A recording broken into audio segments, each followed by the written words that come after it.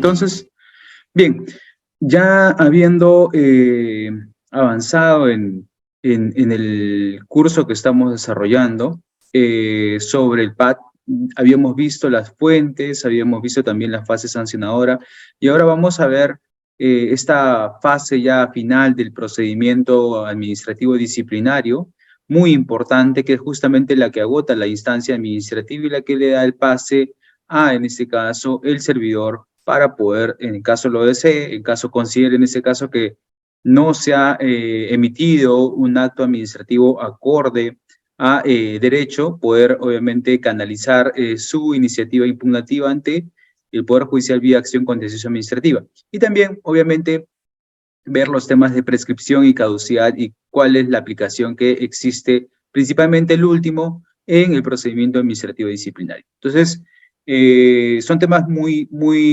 recurrentes, principalmente el tema de prescripción, porque dada la cantidad de procedimientos y entiendo también debido a las preguntas que se han estado formulando en las sesiones pasadas, la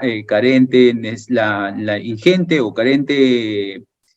la carencia de recursos, de personal y en algunos casos también logísticos, podría generar un embalsamiento de los procedimientos que podría generar alguna prescripción. Entonces, en esos casos también la preocupación de todo instructor o en todo caso todo colaborador dentro de los procedimientos administrativos disciplinarios es cómo se va a determinar la responsabilidad en caso de que el procedimiento prescriba y obviamente qué riesgos se puede asumir en ese escenario, ¿no? Cómo se puede administrar esos riesgos y qué recursos se podría, o en todo caso, qué consideraciones se podría tener presente para, en su momento, si es que eso sucede, obviamente poder formular una posición al respecto. ¿Ok? Entonces, empezamos. Bien, lo que vamos a ver hoy día, como les había comentado, es la prescripción, la caducidad, el procedimiento recursivo que se da dentro del PAD y algunos casos que nos van a permitir evaluar si es que la resolución de primera instancia, obviamente en la revisión o el análisis efectuado por el tribunal, guardaba se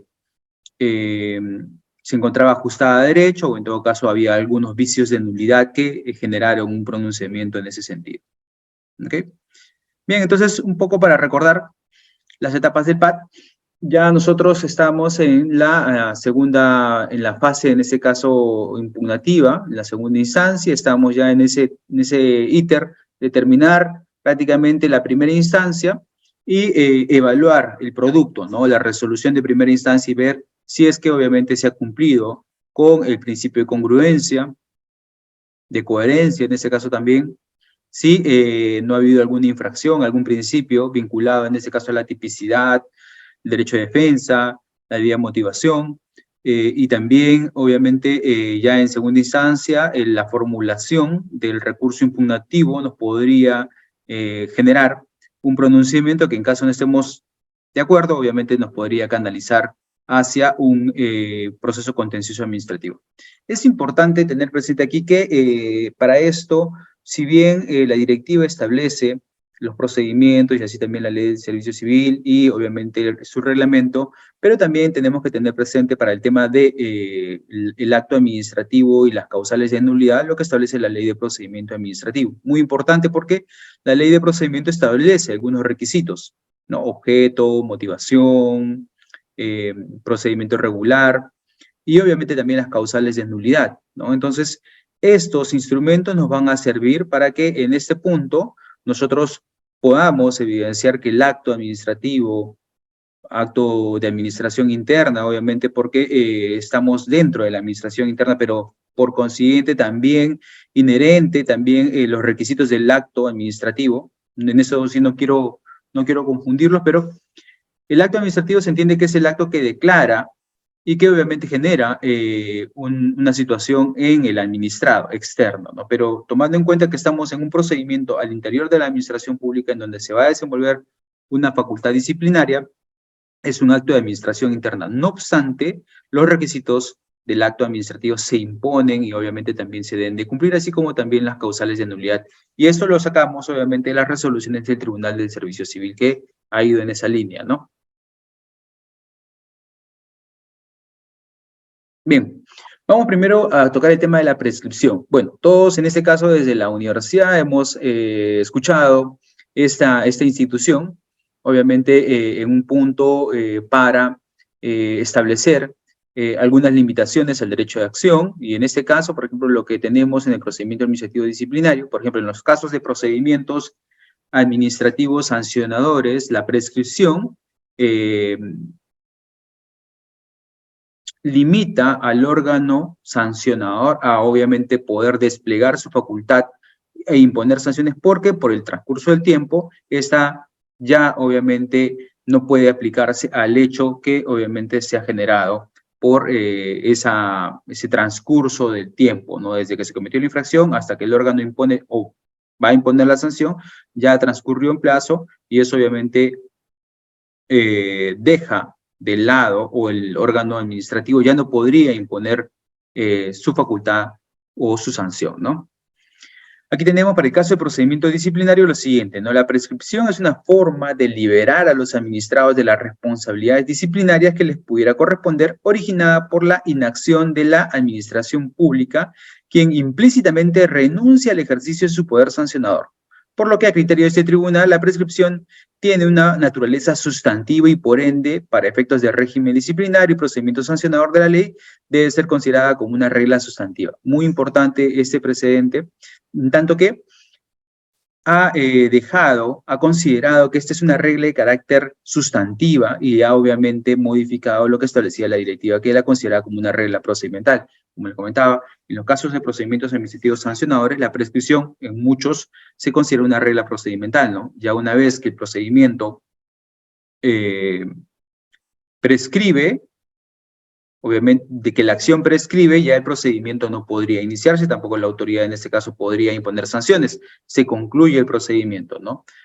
Sin perjuicio, obviamente, de las demás responsabilidades que se puedan generar de manera independiente. En el caso del procedimiento administrativo, esta es de carácter sustantivo y por consiguiente, si es que transcurre el plazo, 1 año o 3 años, como lo vamos a ver, ya obviamente ese servidor no podría recibir una sanción porque la regla sustantiva ha cobrado, en este caso, vigencia y obviamente ya el órgano sancionador no podría imponer una sanción. ¿Cómo se aplica, no? Bueno, en un primer momento, para el inicio del PAT, tenemos que establecer 3 años contados a partir desde la comisión de la falta y en unos momentos vamos a ver cómo se empieza a computar eso, ¿no? A través de qué tipo de acciones. Tenemos los hechos de consumación instantánea, permanente y continuada, pero en sí podemos iniciar diciendo que desde que se cometió el acto infractor o la infracción en este caso, hay un plazo de 3 años calendarios, obviamente, para que se configure o se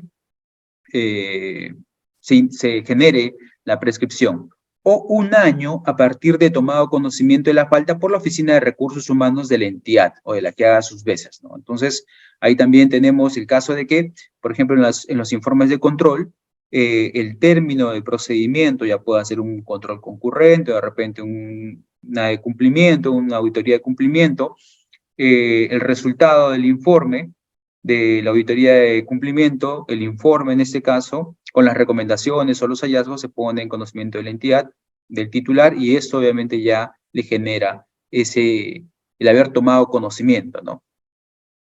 Y para el caso de los ex servidores civiles, el plazo de prescripción es de 2 años, contados a partir de que la entidad conoció de la comisión de la infracción, igual, ¿no?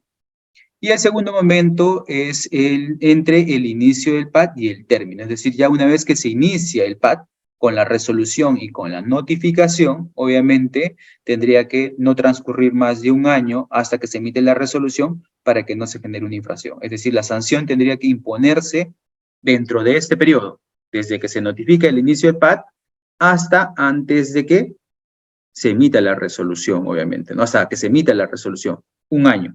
De lo contrario, si se hace fuera de ese plazo, también se configura la prescripción. Lo vamos a ver. Primer punto, ¿no? La prescripción para el inicio del PAT, 3 años contados a partir de la comisión de la falta, ¿no? El Tribunal del Servicio Civil ha declarado como precedente de observancia obligatorio lo siguiente, ¿no? El plazo de un año podrá computarse siempre que el primer plazo de los 3 años no hubiera transcurrido, por lo que mientras no hubiera prescrito la potestad disciplinaria por haber transcurrido 3 años desde la comisión de la falta, las entidades contarán con un año para iniciar procedimiento administrativo disciplinario si conocieran de la falta dentro del periodo de 3 años. Un poco ambiguo. Vamos a ver que este precedente ha generado dos escenarios, ¿no? El primer escenario, el que tenemos a continuación. Se genera la infracción el 15 de marzo del 2015 y obviamente en la lógica básica, 3 años, calendario de acuerdo a la ley de procedimiento administrativo, entendemos que cuando se computan por años es de fecha a fecha, ¿no? En calendario, entonces los 3 años se cumplirían el 15 de marzo del 2018, ¿no? 3 años. Pero, ¿qué pasa si el 10 de marzo la entidad, 10 de marzo del 2018, la entidad toma conocimiento? Entonces, de acuerdo al Tribunal de Servicio Civil, se superpone el plazo de un año desde que toma conocimiento la entidad para que obviamente empiece a operar la prescripción. Y esto nos da obviamente la impresión de que ese plazo de 3 años se va a extender. Ciertamente ese es el enfoque, ¿no?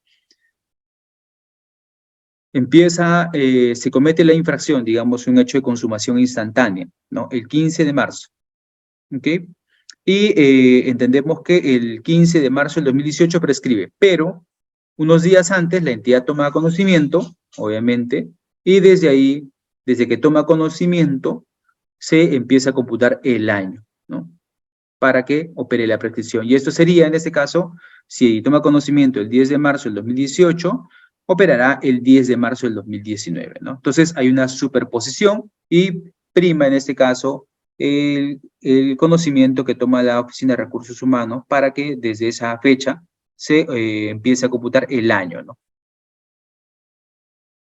Luego de lo cual prescribirá, ¿ok? Y el segundo escenario que nos pone el precedente es el siguiente, y este es un poco más básico, ¿no? Ya si es que se inicia el plazo de prescripción, al día siguiente de haberse cometido la infracción, obviamente, transcurre 3 años calendario, y si dentro de estos 3 años la Oficina de Recursos Humanos toma conocimiento y obviamente no adopta una acción, el plazo de prescripción se materializa al término de los 3 años iniciales, ¿no? Entonces, la única situación en este caso que podría extender el plazo de 3 años podría ser aquel escenario en donde días antes de que venza el plazo, el periodo de prescripción de 3 años, obviamente la Oficina de Recursos Humanos toma conocimiento y esto extiende por un año más ese periodo. Entonces, tendríamos en algunos casos 3 años y 360 días, ¿no?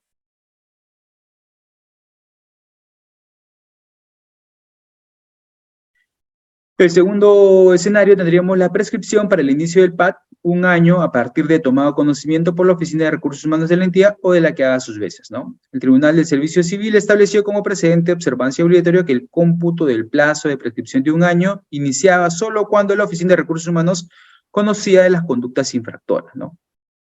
En este caso, ¿por qué lo comentamos? Porque muchas veces se toma o se considera de que el secretario técnico, al haber tomado conocimiento, ya se debe empezar a computar el plazo desde esa fecha, ¿no? Ya el Tribunal de Servicio Civil estableció que es la Oficina de Recursos Humanos y no el secretario técnico por lo siguiente, ¿no? El secretario técnico no constituye una autoridad del PAD. En consecuencia, dicho plazo no puede empezar a computarse desde que el secretario técnico conoce de la presunta existencia de una infracción, ¿no?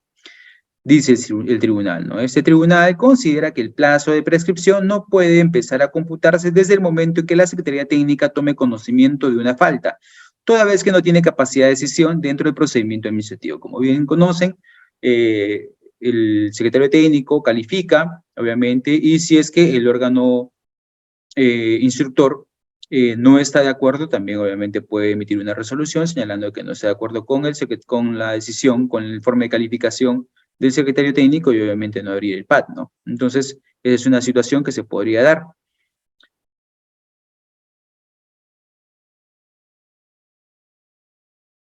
El Tribunal de Servicio Civil considera que si la conducta infractora no llega a ser conocida por la Oficina de Recursos Humanos como autoridad del PAD, entonces el plazo de prescripción de un año no llega a computarse, ¿no? Pero sí el de 3 años, ¿ah? Ojo. pero sí el de 3 años. Entonces, aquí podríamos tener un escenario en donde de repente un administrado toma conocimiento de un hecho infractor y lo pone en conocimiento, obviamente, ante el titular, ¿no? El titular lo que va a hacer es lo va a derivar al secretario técnico para que él pueda calificar y una vez que califique, obviamente, pueda emitir su informe o en todo caso elevar un reporte, ¿no? Entonces, en esos escenarios, ante la Oficina de Recursos Humanos, estos documentos, el reporte como el informe, ya podrían dar cuenta de que se está tomando conocimiento. En el caso de los informes de control, el auditor, obviamente, al momento de encontrar un hallazgo, un incumplimiento, o en todo caso una observación, obviamente que genere una evidencia de una infracción administrativa, va a emitir un informe en donde a través de un resumen va a establecer, ¿no? Infracción, norma incumplida, presunta responsabilidad administrativa, civil o penal, ¿no? Entonces ya hay una calificación y esta calificación, obviamente que está a cargo de la Contraloría, la pone en conocimiento a el titular de la entidad. Entonces, en ese escenario ya existe un pronunciamiento, desde mi punto de vista ya existe un pronunciamiento en donde ya hay una calificación. Obviamente, esta notificación igual pasa a manos del secretario técnico para que también pueda analizar, puede emitir un informe, obviamente, y con eso iniciar el pago.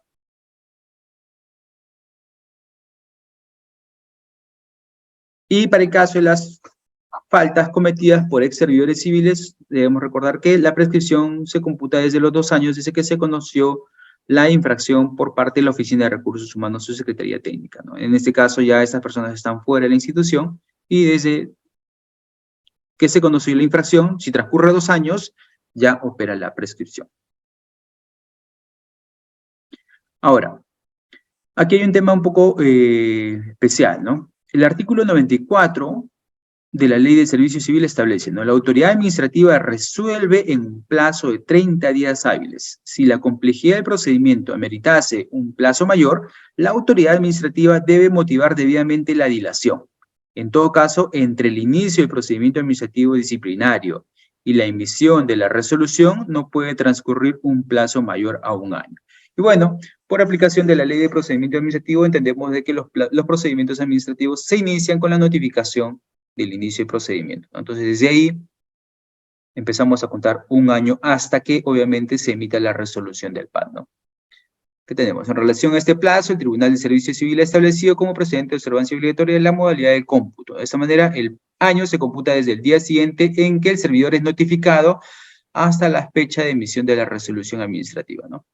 Señala el tribunal. Este tribunal considera que una vez iniciado el procedimiento administrativo disciplinario, el plazo prescriptorio de 1 año debe computarse conforme lo establecido expresamente la ley. Esto es, hasta la emisión de la resolución que resuelve imponer la sanción o archivar el procedimiento. Ahora, ¿no? Tenemos este escenario, ¿no? Se inicia el PAD, se notifica y desde el día siguiente de la notificación se empieza a computar 1 año, ¿no? 1 año para que se desarrolle todas estas fases, ¿no? La fase instructiva, el informe y la fase sancionatoria, ¿no? Y se emita la resolución, ¿no? Se oficialice en este caso, ¿no? Y ya está. Si es que ese escenario transcurre 1 año, obviamente, y la resolución de repente se emite al día siguiente de haberse cumplido 1 año, prescribió, ¿no? Entonces, esto obviamente, en primera instancia, quizás es posible, no sea advertido, ya obviamente en la segunda instancia, el órgano, en base a la impugnación, podría también calificar ese escenario, podría señalar de que ya operó en primera instancia la prescripción y en consecuencia declarar concluido el procedimiento. Muchas veces en el afán, obviamente, de darle seriedad y con la carga procesal, puede darse el escenario en que el cómputo de los plazos sea mal llevado, de repente no se advierta de la configuración de la prescripción, se emita una resolución y obviamente en la impugnación el administrado cuestione ese aspecto y obviamente pueda dar cuenta de que efectivamente el órgano superior verifique que en la primera instancia se configura una prescripción y la declare en ese sentido, ¿no? Y ahora, justamente sobre lo que comentaba, ¿quién declara la prescripción? Señala la directiva, la prescripción será declarada por el titular de la entidad de oficio o a pedido de partes, sin perjuicio de la responsabilidad administrativa correspondiente del servidor civil que dejó prescribir la acción o el procedimiento. Justamente en una de las sesiones pasadas teníamos una pregunta de una participante en la que señalaba de que tenía varios procedimientos o existía en su centro de labores varios procedimientos que ya estaban por vencerse, ¿no? Ya estaban prácticamente llegando el año, ¿no? Entonces ahí podríamos válidamente referir lo que establece el artículo 252 de, del tubo de la Ley de Procedimiento Administrativo, ¿no? Señala lo siguiente, ¿no? La autoridad declara de oficio la prescripción y da por concluido el procedimiento cuando advierta que se ha cumplido el plazo para determinar la existencia de infracciones. Asimismo, los administrados pueden plantear la prescripción por vía de defensa y la autoridad debe resolverla sin más trámite que la constatación de los plazos. En caso se declare la prescripción, la autoridad podrá iniciar las acciones necesarias para determinar las causas y responsabilidades de la inacción administrativa. Ojo, solo cuando se advierta que se hayan producido situaciones de negligencia, ¿no? Entonces, ¿qué podría darse en ese escenario, no? Que en el procedimiento, de repente por la sobrecarga, la falta de personal, la emisión de informes señalando de que existe la necesidad de tener más personal, porque obviamente en función a la proyección, la carga y el reparto de trabajo con los colaboradores que se encuentran en el área, es imposible que se pueda atender todos los procedimientos, obviamente se está dando cuenta de una diligencia en poner en conocimiento del titular o del área correspondiente de recursos humanos la necesidad de contar con mayor apoyo, ¿no? Entonces, frente a eso, si pese a esos informes, si pese a poner en conocimiento esa situación que es un riesgo del procedimiento por la sobrecarga, esa prescripción se genera, obviamente no se le podría atribuir en ese caso, desde mi punto de vista, a los colaboradores que se encuentran dentro de estas áreas una negligencia porque obviamente se han desplegado las acciones, se han puesto en conocimiento los riesgos y obviamente se han configurado frente a una situación que era evidente y que obviamente ya había sido previamente declarada y puesta en manifiesto, ¿no?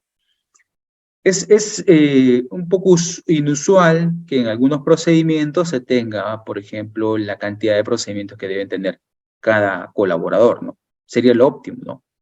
¿Cuánto tiempo le toma a cada colaborador tramitar un PAD, ¿no? O en todo caso, ¿cuántos procedimientos deben recaer en cada colaborador? Pueden ser 50, pueden ser 100. Si eso fuera el escenario, podríamos esperar que una persona tramite 100 procedimientos y que y que de repente los gestione. Si es que eso obviamente ya no es admisible, es necesario obviamente el apoyo que puedan darse dentro de la institución a esa área para que obviamente no se genere ese riesgo, ¿no?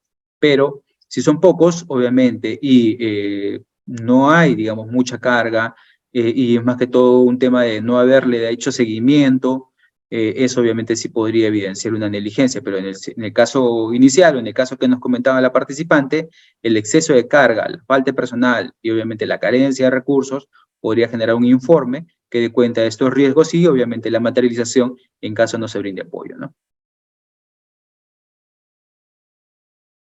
Tomando en cuenta lo que establece la Ley de Procedimiento Administrativo, ¿no? Ahora, ¿cómo se computan los plazos de prescripción cuando las conductas infractoras son puestas en conocimiento por el órgano de control, ¿no?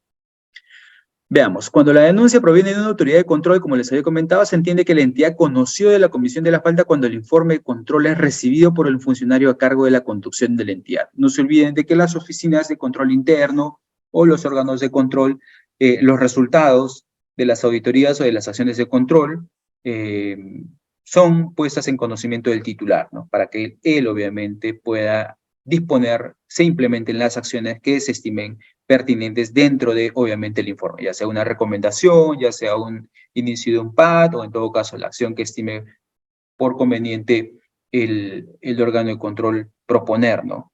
Igual, el titular, frente a ese informe, puede también mantener una posición, ¿no? De repente, como se ha presentado, ¿no? informes de control que establecen presuntas responsabilidades o que, en este caso, solicitan la implementación de recomendaciones, ¿no? El órgano las evalúa, que las recibe, obviamente, el titular de la entidad la recibe, la deriva, en este caso, el área correspondiente, se evalúa y se emite un documento señalando de que obviamente no se encuentra conforme con las recomendaciones y esto obviamente se corre traslado también al órgano de control para que lo tenga presente, ¿no? El sustento, el fundamento, obviamente cuando es válido, también será analizado, pero a lo nuestro, en el caso de procedimiento disciplinario, ya el informe que se notifica al titular de la entidad en donde se establece el hecho, la evidencia, la presunta infracción, la presunta responsabilidad, la naturaleza de la responsabilidad, los presuntos hechos y la configuración de las infracciones, obviamente ya es un sustento mayor que obviamente debiera generar una acción, que se tome acción por parte del titular, ¿no? El Tribunal del Servicio Civil ha entendido por funcionarios a cargo de la conducción de la entidad al funcionario que es titular de la entidad, ¿no? En el caso de los gobiernos regionales, en este caso sería el gobernador y en el caso de las municipalidades, al alcalde, ¿no? ¿Qué señala el tribunal, no? Tenemos que el 17 de febrero del 2016 la gobernadora regional conoció de las acciones de control realizadas en la institución a su cargo, las cuales motivaron posteriormente el inicio de procedimiento disciplinario contra la impugnante, siendo que recién el 28 de febrero del 2017 se dispuso el inicio de procedimiento disciplinario en su contra, habiendo transcurrido en exceso el plazo de 1 año establecido en el artículo 94 de la Ley de Servicio Civil, en concordancia con el numeral 10.1 de la Directiva 02-2015. Entonces, en ese caso, ya una vez que se informó al titular el resultado de la acción de control, en donde se establecía una recomendación y también una presunta responsabilidad determinada o detectada por la auditoría, obviamente tocaba que el titular de la entidad tome acción al respecto, ¿no? El no haberle hecho generó en este caso una prescripción. Y sobre eso, válidamente la pregunta, ¿no? Y esa situación podría en este caso generar también una presunta responsabilidad, ciertamente, ¿no? Desde mi punto de vista, ciertamente. ¿Cómo se computan los plazos en los casos en que el Tribunal de Servicio Civil declare la nulidad de la resolución de sanción, ¿no? También, ¿no? Para todos los procedimientos sancionadores es posible que iniciado el procedimiento se emite una resolución y la segunda instancia declare nula la resolución que impone la sanción. Y en algunos casos también nula la resolución de inicio de procedimiento porque no se ha sustentado el inicio de procedimiento sobre la base de la evidencia, no se ha juntado el informe de calificación, etcétera, etcétera. Entonces, ¿qué señala el Tribunal de Servicio Civil en estos casos, no? De acuerdo al artículo 250, señala el Tribunal del TUO de la Ley de Procedimiento Administrativo General, de aplicación supletoria, el cómputo del plazo de prescripción solo se suspende con la iniciación del procedimiento sancionador, ¿no? Un punto de referencia, ¿no? A través de la notificación al administrado de los hechos constitutivos de infracción que le sean imputables a título de cargo, ¿no?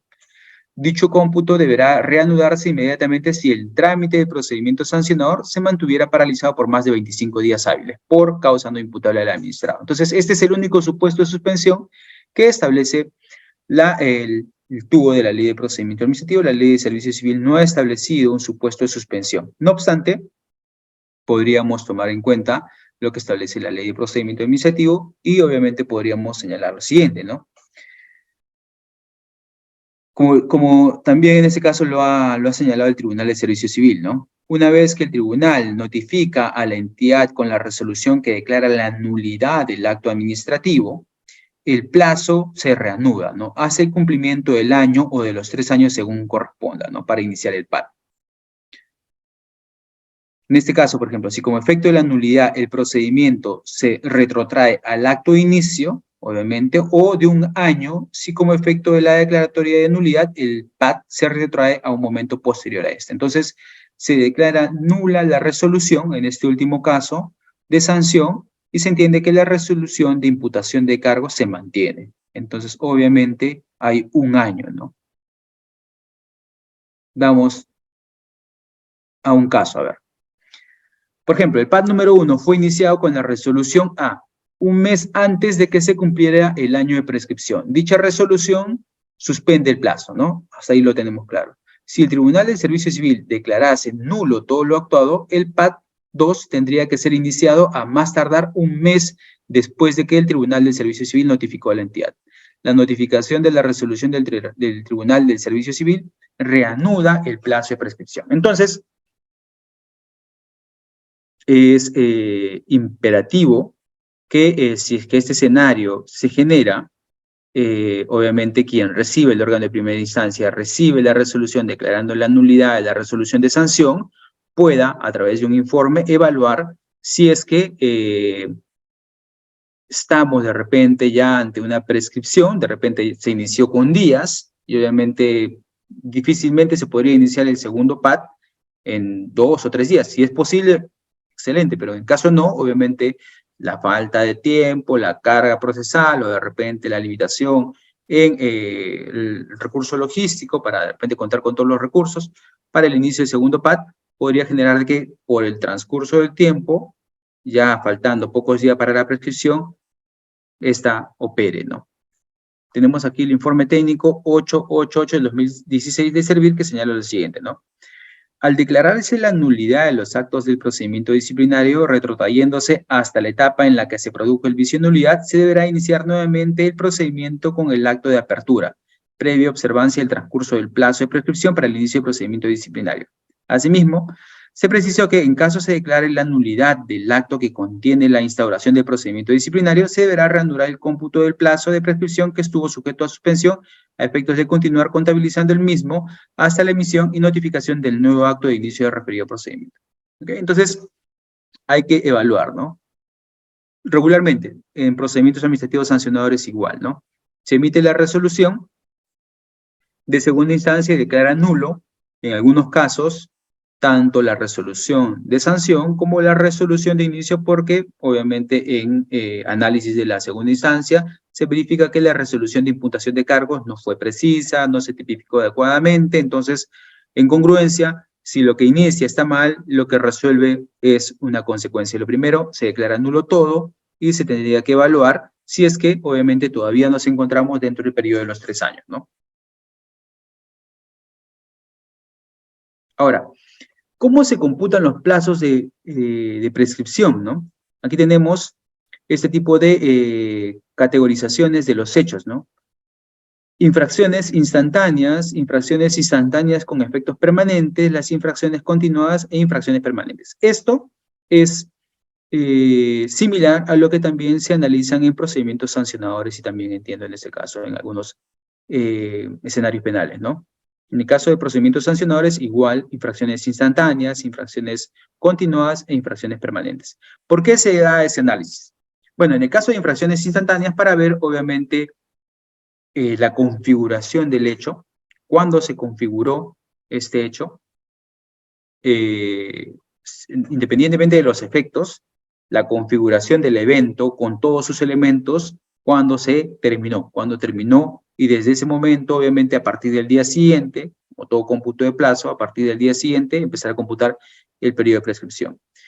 En el caso de lo segundo, infracciones instantáneas con efectos permanentes, obviamente entendemos que la configuración se generó en un momento, pero los efectos se mantienen. Entonces, en ese escenario, se computa desde que se configuró el hecho, ¿no? Desde que ese hecho tangiblemente o fácticamente concluyó, ¿no? Se configuró. Las infracciones continuadas, esa concurrencia de conducta, es una conducta en este caso que se va materializando a través de actos separados en diversos tiempos, pero que todos se encuentran unidos a una misma voluntad, ¿no? Entonces, por ejemplo, la persona que sustrae dinero de la caja chica, ¿no? Todos los meses va retirando una cantidad de dinero, ¿no? Como la caja va rotando, cada cierto tiempo va retirando un mes, y esto obviamente es una acción continuada. Todos obviamente podríamos señalar de que sí, pero son hechos independientes, bueno, también en ese caso, pero lo cierto es que el hecho de que esto se vea repitiéndose en todos los meses obedece a una misma voluntad que obviamente se materializa mes a mes. Entonces, de esa forma, Los hechos continuados se empiezan a computar a partir del día siguiente del último hecho que forma parte de esa conducta, ¿no? No olvidemos que las conductas son varios actos conectados, ¿no? En el caso de las infracciones instantáneas es un solo hecho, ¿no? Independiente, individual. Y las infracciones permanentes son aquellas, obviamente, en donde la voluntad se mantiene conjuntamente con el acto. Por ejemplo, una persona que es privada de su libertad, ¿no? El delito obviamente se mantiene hasta que la persona recupera su libertad, ¿no? Igual, una persona que de repente retiene fondos, ¿no? Hasta que obviamente los devuelve, el hecho se mantiene, ¿no? Y obviamente empezará a computarse el periodo de prescripción desde el momento en el que obviamente cesan esos efectos, ¿ok? Lo vamos a desarrollar brevemente. Como les había comentado, para el caso de las infracciones instantáneas, la lesión o puesta en peligro del bien jurídico protegido se produce en un momento determinado, en el que la infracción se consuma, ¿no? Sin producir una situación antijurídica duradera, ¿no? Entonces, esto es lo bonito y la parte interesante de la argumentación fáctica, ¿no? Porque regularmente los abogados estamos entrenados, obviamente la formación en algunas universidades va por el lado jurídico, ¿no? La estructura de la norma, supuesto, verificación de supuesto, nexo, consecuencia y verificación de la consecuencia, ¿no? Pero hay también un campo por desarrollar en el caso de la argumentación fáctica, ¿no? Cómo se configura un hecho, ¿no? Cuando estamos ante un hecho, la taxonomía del hecho, cuando se ha completado, ¿no? Cuando estamos en realidad ante un hecho y de repente no estamos ante una impresión o de repente una situación en donde aparentemente para nosotros, obviamente en base a nuestros sentidos, estamos ante algo que de repente para otros, a juicio de otros, de repente configura una situación distinta, ¿no? Para estos casos de infracciones instantáneas, el plazo de prescripción se computa desde el momento en que se cometió la infracción. Por ejemplo, la comisión de un acto de negligencia en el desarrollo de un concurso público le otorga la buena a un proveedor que no le correspondía, ¿no? De manera deliberada, ¿no? O cuando de repente alguien cruza la luz roja, ¿no? Ya el hecho de cruzar la luz roja, ¿no? Ya se configuró. ¿Necesitas algo más? No, ya usted cometió la infracción. La prohibición era obviamente el no saltarse la luz roja. Lo hizo y ya se configuró. No se necesita un elemento más, ¿no? Ya el evento como tal se consumó. Las infracciones instantáneas con efectos permanentes son aquellas que producen un estado de cosas contrario al ordenamiento jurídico que se mantiene, ¿no? Aunque los efectos de la conducta infractora sean duraderos y permanezcan en el tiempo, la consumación es instantánea, ¿no? Por lo que a partir de este momento se debe empezar a computar el plazo de la prescripción. Por ejemplo, ¿no? La presentación de documentos fraguados en la rendición de viáticos de un viaje de comisión de servicios, ¿no?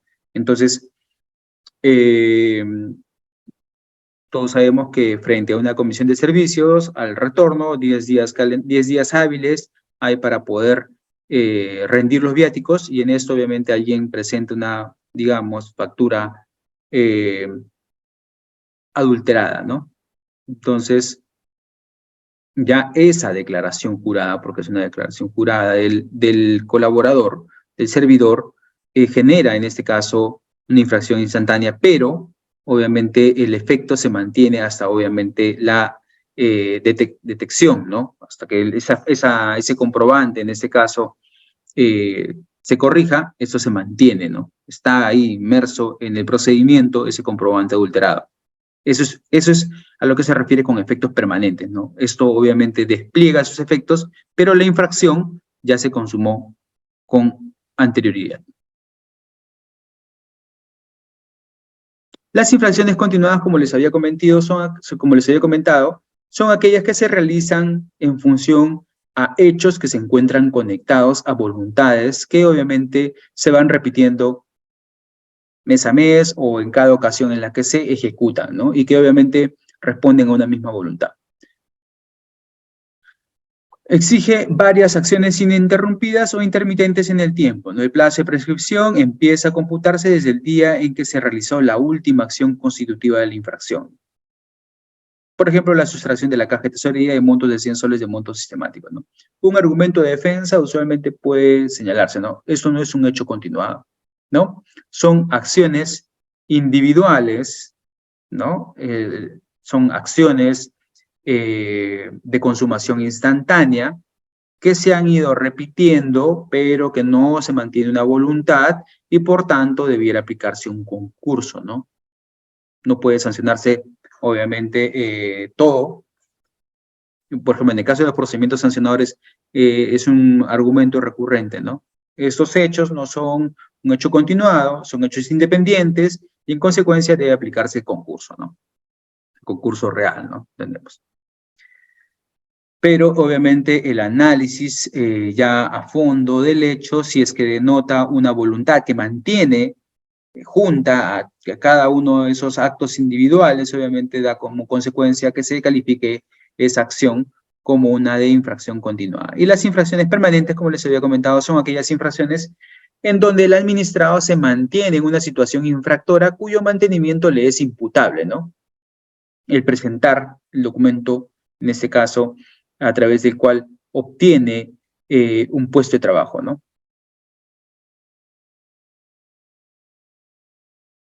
Por ejemplo, ¿no? La acción provocada por la creación de una situación jurídica irregular, ¿no? En el caso del servidor que, por ejemplo, gana un concurso a través de documentos falsos, ¿no? La infracción instantánea de la presentación y los efectos duraderos es la permanencia en el puesto de la persona que ganó el concurso con dicha información, ¿no? La voluntad infractora persiste hasta que cesan dichos efectos, ¿no? Hasta que obviamente esa persona cese en esa voluntad de querer mantener esos documentos falsos, ¿no?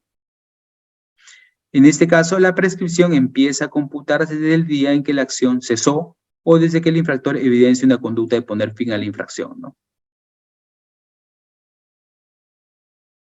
Ahora, como les había comentado, en palabras también del profesor Juan Carlos Morón Urbina y también de varios destacados autores, las infracciones continuadas y permanentes obviamente se diferencian de las instantáneas en función a la voluntad que las mantiene, ¿no? Unidas, ¿no? No es tanto el hecho objetivo de los momentos en los que se produce cada una de las acciones constitutorias de la infracción, sino el momento temporal en el que subsiste la voluntad infractora, ¿no? Como les he comentado, la acción continuada, hechos individuales, obviamente, que se encuentran unidos por una misma voluntad que se va repitiendo en cada ocasión en la que se va configurando la infracción, y las infracciones continuadas, en este caso, perdón, las infracciones continuadas es hechos individuales que se van, obviamente, repitiendo, pero que todos responden a una misma voluntad. La infracción permanente, aquella que se mantiene en función a la voluntad del agente infractor, ¿no? Mantener de repente retenido un vehículo, de repente alguien sale en comisión de servicio con una unidad vehicular y ya no regresa, ¿no? Y el vehículo se mantiene, obviamente, fuera de la institución, en poder del servidor. Eso, obviamente, es una infracción permanente en la medida en que se mantiene la infracción hasta que, obviamente, se devuelve la unidad vehicular, por poner un ejemplo, ¿no? Entonces, ¿desde cuándo se considera que ocurre la comisión de la falta para el cómputo del plazo de prescripción para inicio del procedimiento administrativo disciplinario en el caso de las faltas instantáneas con efectos permanentes y en el de las faltas permanentes? Bueno, un poco para aclarar ese tema, ¿no? El plazo de prescripción para iniciar el proceso administrativo disciplinario se computará a partir de la comisión de una falta en el caso de tratarse de una infracción instantánea con efectos permanentes y desde que cesa la conducta infractora en el caso de las infracciones permanentes, ¿ok? Entonces, para el caso de las infracciones instantáneas con efectos permanentes, a partir del día siguiente desde que culmina la acción, pasarse la luz roja, digamos, ¿no? A partir del día siguiente se empieza a computar el plazo de prescripción, ¿ok? Independientemente de los efectos, si se mantienen, ¿no? Y en el caso de las conductas con infracciones permanentes, desde el día siguiente en la que cesa. En el caso del chofer que se va con la camioneta o con la moto, cuando éste la devuelve, después de 2, 3 o 4 meses, obviamente que configure una infracción permanente, al día siguiente de la devolución de este bien, empieza a computarse el periodo de prescripción.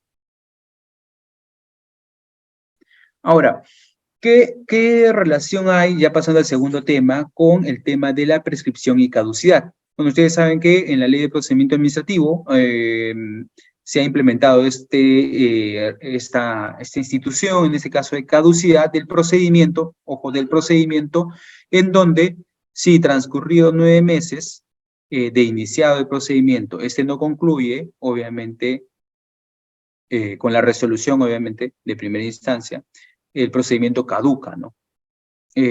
Obviamente este procedimiento puede ampliarse por 3 meses más, siempre y cuando existe una motivación y se justifique, ¿no?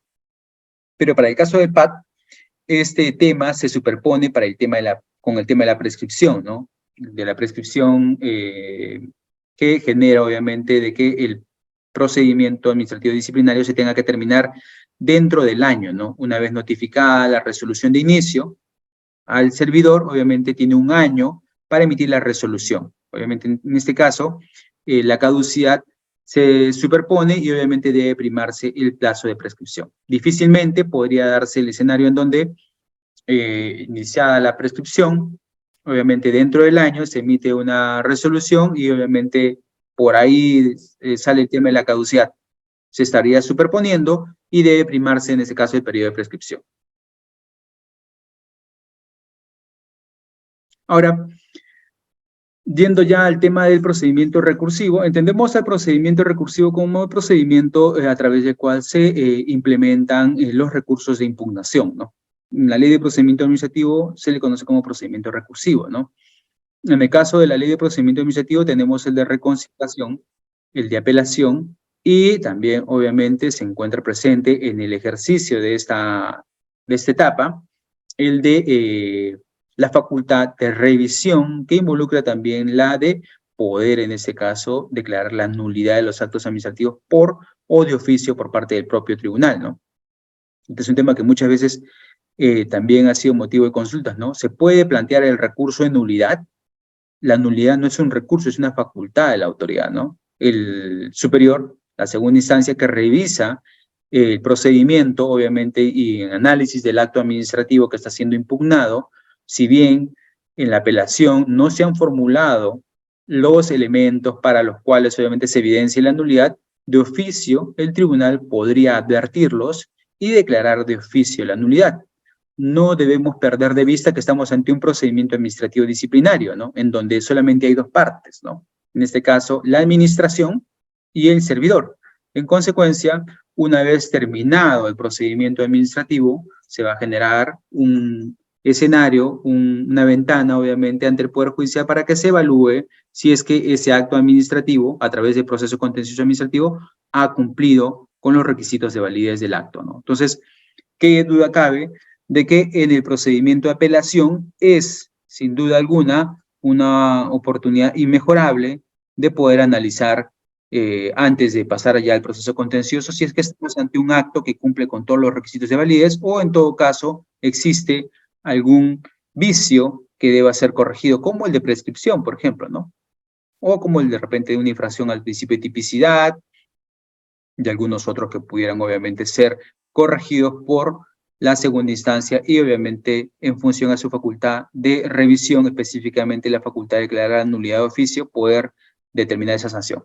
En caso no, obviamente se sujetará a lo que se establezca como parte de la impugnación del administrado, en ese caso del servidor, ¿no?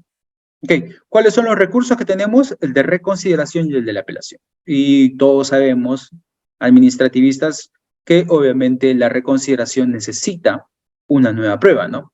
El sustento de esta nueva prueba obviamente se da en el análisis que evalúa, obviamente, que efectúa el órgano que emite la resolución. Entendemos que el acto administrativo, al momento de emitirse, se ha generado, obviamente, el análisis documental, la evaluación, se ha seguido el procedimiento regular, obviamente la autoridad que emite el acto verifica su competencia, el procedimiento, el trámite, el sustento, la subsunción y emite un acto. Se entiende que ha evaluado todo, ¿no? Entonces, ¿qué podría generarse a través del recurso de reconsideración ante la misma autoridad? Un cambio de posición. Entendemos que, obviamente, cuando emiten un acto, hay ya en el tema de la argumentación 3 puntos que se toman en cuenta, ¿no? En este caso, que la decisión que se tome sea la única, obviamente, que pueda decantarse o concluirse del análisis de los hechos, ¿no? Esto se conoce como tercio excluido, ¿no? No podría concluirse de otra manera, porque de lo contrario sería admisible de que la decisión podría tener distintos sentidos, ¿no? El análisis de los hechos y de los medios que se han recabado en la etapa instructiva nos lleva a concluir de manera definitiva en que esta es la única decisión posible, ¿no? El de identidad, obviamente, también es otro elemento que se tiene que tomar en cuenta. En función a, se han evaluado los hechos que han sido vistos en el procedimiento. No se ha tomado en cuenta otros elementos, de repente alguna resolución modelo, no. Esta resolución es consecuencia del análisis de estos hechos, ¿no? Y obviamente, estos dos elementos nos llevan, en este caso, a determinar de que no podría ser admisible otro resultado, porque en función al principio de identidad, también al de tercio excluido, obviamente, la resolución se ha generado tomando en cuenta todos esos elementos. Si eso es así, la única posibilidad de variación ante la misma autoridad sería una nueva prueba, obviamente, que se genere y que no esté presente en el procedimiento, una prueba que de repente se está incorporando a través del recurso de reconsideración, una nueva prueba, y que tenga tal impacto que obviamente desdibuje toda la estructura que se ha generado en la resolución de primera instancia. ¿Es admisible? Sí, es posible, obviamente, de que de repente tengamos un instrumento probatorio de tal magnitud que obviamente desdibuje toda la estructura de la decisión de primera instancia, ¿no? En ese caso, el recurso de reconsideración sería el óptimo para, obviamente, pedir que quien emitió la resolución de primera instancia reevalúe en función a la dimensión de la prueba que se está aportando, ¿no? No sería nueva prueba un reexamen o una opinión distinta o de repente un peritaje sobre un instrumento probatorio que ya obre en el procedimiento, ¿no? Eso no es nueva prueba, ¿no? Entonces, ese es un instrumento que podría darse en el caso de que se plantee un recurso de reconsideración, ¿no? Para la sanción de amonestación escrita será segunda instancia el titular de la Oficina de Recursos Humanos o quien haga sus veces. Y para el caso de las sanciones de suspensión, destitución o inhabilitación, la segunda instancia, como todos conocemos, es el Tribunal del Servicio Civil. Aquí hay una pregunta que consideré adecuado ponerla aquí, ¿no? ¿Es procedente la interposición de un recurso administrativo impugnatorio contra una amonestación verbal? ¿No? Bueno, interesante la posición del tribunal, ¿no? Dice, el servidor podrá interponer recurso de reconsideración o de apelación contra el acto administrativo que pone fin al PAT de primera instancia.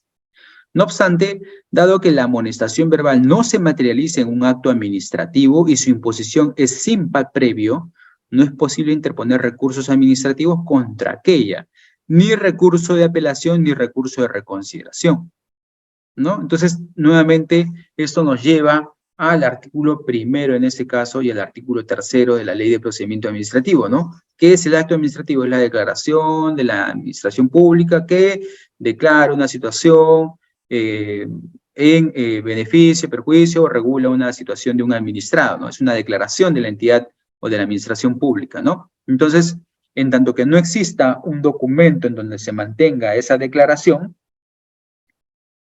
la amonestación verbal en análisis de servir, obviamente no podría motivar un recurso de reconsideración o de apelación. Tomando en cuenta que todavía esto no genera un PAT, ¿no? Es directo con el jefe superior, inmediato superior. Ahora, ¿cuáles son los requisitos para admitir el recurso de apelación? ¿No? Estar dirigido al órgano que emite el acto administrativo que se desea impugnar, cuya de trámite, identificación del impugnante, debiendo consignar el nombre, apellidos, domicilio procesal, de preferencia, señalar el domicilio procesal dentro del departamento, ahora obviamente con la ley de casilla electrónica, si es que la institución tiene esta posibilidad, con lo que establece la ley, ¿no? Bienvenido, o en caso no, a través de correo electrónico, si es que también se mantiene la regulación que establece el artículo 20 de la Ley de Procedimiento Administrativo, ¿no? En caso no, se tendrá que señalar un domicilio físico, ¿no? El petitorio que comprende la determinación clara y concreta de la pretensión. Como todos sabemos, el recurso impugnativo ya hemos dejado de lado el de reconsideración porque entendemos que solamente se sustenta en una nueva prueba, ¿no? Y sobre esta nueva prueba se desenvuelve el recurso de reconsideración. Sobre el recurso de apelación, obviamente entendemos de que una distinta visión de los hechos o del derecho, el agravio que genera obviamente esa visión contenida en el instrumento y nuestra posición distinta obviamente genera una fundamentación de hecho o de derecho que va en contra de lo señalado en la resolución de primera instancia, que es obviamente el sustento para que se pueda evaluar si es que efectivamente nos encontramos ante un recurso de impugnación. Muchas veces, por ejemplo, los procedimientos sancionadores, las impugnaciones son formales, ¿no? Buscando que de repente el órgano de segunda instancia pueda detectar algún recurso, alguna causal de nulidad, ¿no? Se ha dado casos en donde apelo porque no estoy de acuerdo con la sanción, ¿no? Pero ¿en qué manera no estás de acuerdo, no? ¿Cuál es el punto de la resolución, párrafo, argumento, fundamento con el cual discrepas y en consecuencia sustentas de que no estás de acuerdo con la sanción? Lacónicamente, no estoy de acuerdo, se eleva en este caso el recurso con el expediente y el órgano superior, en algunos escenarios, determina que, tomando en cuenta esa facultad de revisión y advirtiendo que existe una evidente nulidad por una infracción al principio de tipicidad, obviamente, o una infracción legal, se declara nulo, ¿no? Entonces, es una posibilidad. No obstante, en puridad, el recurso impugnativo de apelación debe sustentar los fundamentos de hecho y derecho sobre los cuales se sustente el pedido, ¿no? Las pruebas instrumentales, en caso se tenga, y también, obviamente, el documento que contenga el acto administrativo que se impugna. Particularmente en este caso, eso ya es más que todo un tema formal porque entendemos de que en la medida en que estamos dentro del procedimiento, lo que se impugna ya se encuentra dentro del procedimiento y sería innecesario presentarlo nuevamente, pero son los requisitos que establece la directiva, ¿no? La firma del impugnante o su representante. El procedimiento, con la presentación de recurso de apelación ante la autoridad, hay 10 días para remitir al Tribunal del Servicio Civil el expediente. El tribunal evalúa 15 días para admitirlo y 15 días adicionales si fuera complejo y tiene 5 días para resolver el expediente, ¿no? Y 5 días para notificar la resolución. Vamos ahora a la conclusión. ¿Cómo podría concluir el procedimiento recursivo, ¿no? Entendemos en ese caso el de apelación. Bueno, el de reconsideración y el de apelación. Tomando en cuenta que el de reconsideración se sustenta en nueva prueba, si es que esta nueva prueba obviamente tiene esa dimensión y genera una variación sobre la posición inicial, obviamente la conclusión sería declarar fundado el recurso de reconsideración sustentado en la nueva prueba y en consecuencia se sobreentiende el archivo del procedimiento, ¿no? En caso no, se declara obviamente infundado el recurso de reconsideración y esto habilita para que el administrado servidor pueda plantear su recurso de apelación, ¿no? Contra el recurso de apelación, obviamente lo que podría generarse es un pronunciamiento sobre el fondo declarado fundado o infundado el recurso o en su caso nula la resolución. Me corrijo, en el caso de reconsideración lo que no podría generarse es una nulidad, ¿no? La reconsideración en primera instancia lo único que podría generar es una declaración de declarar fundado o infundado el recurso de reconsideración. No podría darse una nulidad porque para eso entendemos de que existe un superior que sí tiene las facultades para declarar la nulidad. Una autoridad no puede declarar la nulidad de sus propios actos, ¿no? En principio. Bueno, en el caso de la segunda instancia, sí, obviamente el órgano superior puede declarar fundado el recurso, puede declarar infundado el recurso y si es que advierte que existe algún vicio, tiene que corregirlo, ¿no? Ese momento para poder corregirlo y declarar la nulidad, ¿no? También, en este caso, el silencio administrativo negativo o el desistimiento del impugnante, ¿no? En el caso del silencio administrativo negativo, en caso de que, obviamente, vencido el plazo, no se emita un pronunciamiento, el servidor ya podría, en este caso, a través de un documento, presentar su declaración señalando que se acoge al silencio administrativo negativo y, en consecuencia, abrir la ventana para iniciar el proceso contencioso administrativo, ¿no? También podrán fin al procedimiento la resolución que lo declara, en este caso, por causas sobrevenidas. De repente, la segunda instancia ve que ya se configuró la prescripción y que el órgano de primera instancia, el ACU, no lo ha advertido, ¿no? O no lo ha declarado. En consecuencia, el órgano de segunda instancia lo declara, ¿no? O de repente toma conocimiento de que se ha iniciado un procedimiento administrativo de determinación de responsabilidades funcionales por parte de la Contraloría, o en todo caso, la resolución de un proceso penal o la instauración de un proceso penal en donde obviamente existe una cuestión prejudicial, ¿no? Hay un escenario de que el pronunciamiento judicial pueda alterar, en este caso, el pronunciamiento de la vía administrativa. En consecuencia, como todos sabemos, de acuerdo a la Ley Orgánica del Poder Judicial, debe priorizarse el pronunciamiento del órgano judicial, en tanto que no debiera existir entre el órgano judicial y el órgano administrativo pronunciamientos contradictorios, ¿no? Que puede darse, ¿no? Se declara inexistente un hecho en la vía judicial y en la vía administrativa se está ventilando el mismo hecho y de repente puede tener una resolución distinta, ¿no? Entonces, para dar seguridad jurídica no podría generarse ese riesgo, ¿no? Se debe priorizar lo que diga o sancione el Poder Judicial. Ahora, ¿cuáles han sido las principales causas de nulidad? Ya entrando a la parte final, ¿cuáles son las principales causas que han generado las nulidades de las resoluciones cuando han sido analizadas por el Tribunal de Servicio Civil? Bueno, tenemos en este caso que recordar que regularmente la segunda instancia, cuando analiza el procedimiento, hace una reevaluación, analiza todo el procedimiento efectivamente, ¿no? No es solamente dar cuenta de lo que dice el recurso, sino también analizar que ese procedimiento ya obviamente en segunda instancia agota la etapa administrativa, la instancia administrativa y da paso a, en este caso, la acción contenciosa, ¿no? Entonces, no podría admitirse de que solamente se va a abocar a lo que se ha impugnado, porque si es que esto es así, y ha habido una mala impugnación, podría darse el escenario en que, agotada la vía administrativa, en este caso la instancia judicial, se pueda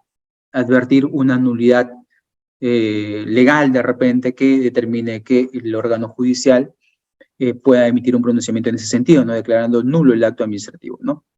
Como todos conocemos, la Ley de Proceso Contencioso Administrativo tiene dentro de las pretensiones la nulidad, ¿ok? Entonces, ¿qué tenemos que verificar en este caso para el inicio del PAT?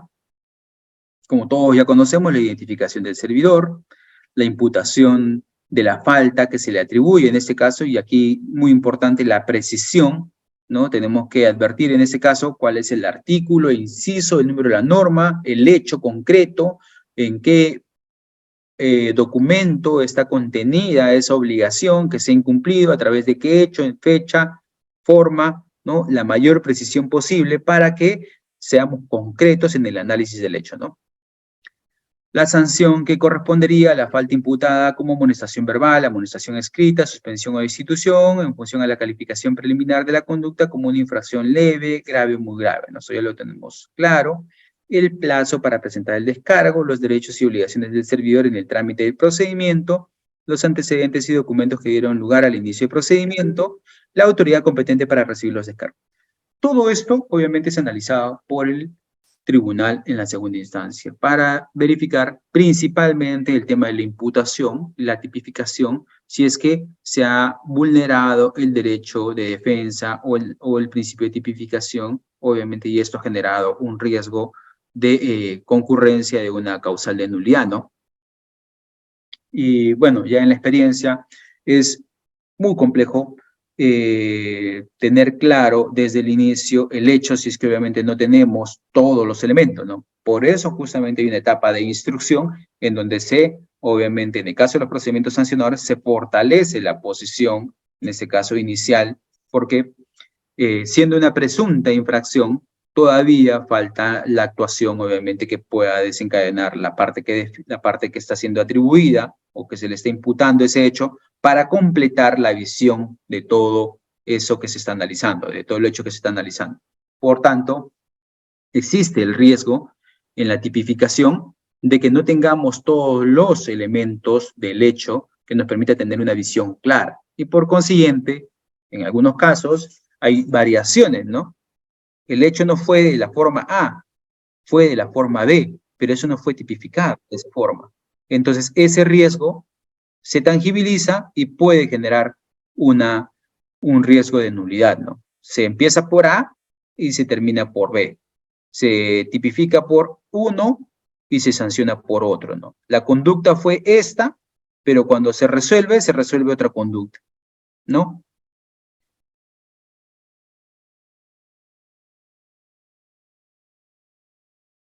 Causal de nulidad número 1, pongamos, ¿no? Bueno, esto se ha dado principalmente en ese trance, en el íter, entre que entraba la ley de servicio civil, el reglamento y la directiva, y obviamente señalaba el tribunal, ¿no? Es nulo subsumir la conducta en una norma cuyo cumplimiento no es exigible al servidor civil. Por ejemplo, la comisión de infracción prevista en el artículo 85A de la ley de servicio civil, ¿no? Esto, como les vuelvo a repetir, en aquellos casos en donde la norma recién estaba entrando y tenía un periodo en donde obviamente no podría aplicarse para determinados regímenes. Lo otro, sancionar sin acto de inicio, ¿no? Una sanción, en este caso, de amonestación, ¿no? Tiene que tener, en este caso, un acto de inicio, ¿no? Si no lo tiene, obviamente esa sanción de amonestación que va al legajo, que puede ser tomado en cuenta como un antecedente, obviamente genera un agravio al servidor.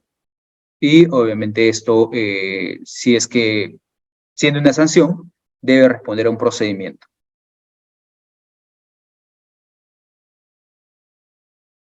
¿no?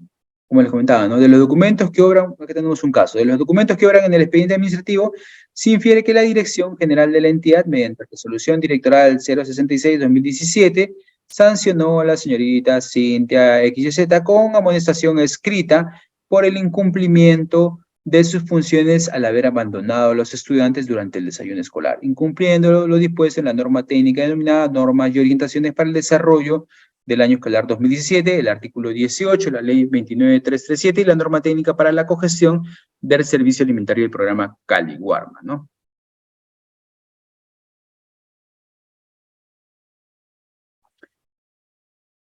La siguiente es sancionar por infracciones no incluidas en el acto de inicio, ¿no? Como parte del contenido del derecho fundamental a la defensa, el servidor civil tiene el derecho a conocer todas las conductas infractoras cuya comisión le sean imputables, ¿no? Así como las normas infringidas. Solo de esta manera el servidor podrá ejercer adecuadamente su derecho de defensa por todos y cada uno de los hechos imputados, ¿no? Es contrario a dicho derecho iniciar un PAD por la supuesta comisión de, por ejemplo, actos de faltamiento de palabra y que sean sancionados por la comisión de actos de violencia. Como les comentaba, el inicio se tiene ya una aproximación al hecho, se imputa esta aproximación, obviamente bajo el principio de tipificación, la fecha, el momento, la norma, el documento de gestión que se incumple, el RIS en este caso, y en el análisis del procedimiento de instrucción, en el desenvolvimiento de la instrucción, nos vamos dando cuenta de que la conducta va variando, ¿no? Y ya al momento de resolver, es otro, ¿no? Entonces, eso también obviamente genera una nulidad, ¿no?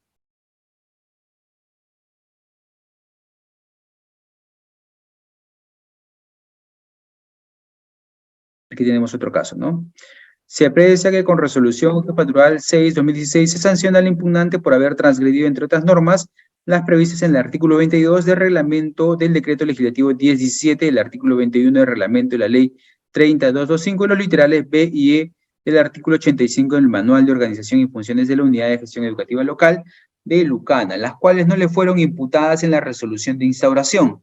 En consecuencia, se ha vulnerado el principio de tipicidad y el derecho de defensa del impugnante al habérsele sancionado por la transgresión de normas que no fueron imputadas al momento de instaurar el procedimiento administrativo. Por tanto, no se le ha dado a conocer con exactitud cuáles eran las normas por las cuales estaba siendo procesado, lo que se traduce a su vez en una vulneración al debido procedimiento, ¿no?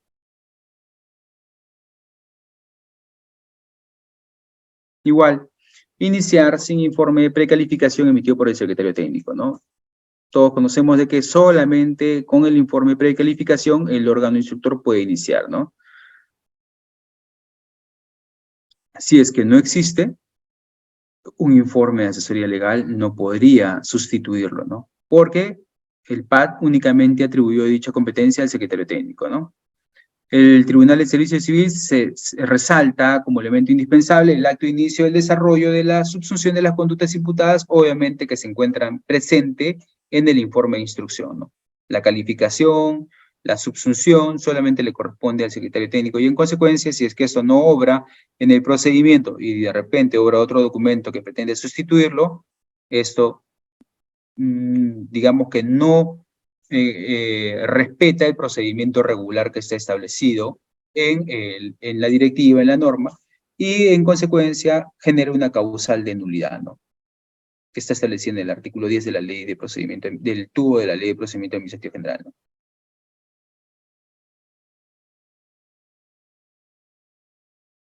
Y bien, para cerrar, aquí tenemos un caso, ¿no? Vulneración del principio de tipicidad por invocación de normas genéricas, ¿no?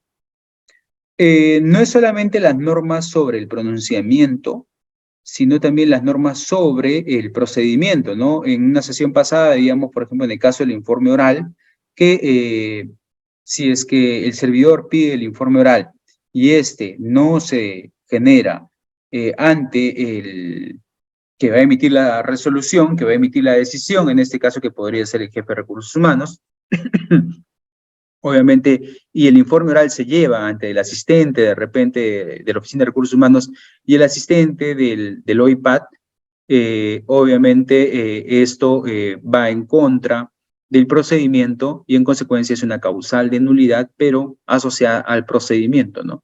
En el caso de esta que vamos a ver ahora es vinculada en este caso a la imputación, ¿no? Principalmente sobre invocación de normas genéricas, ¿no?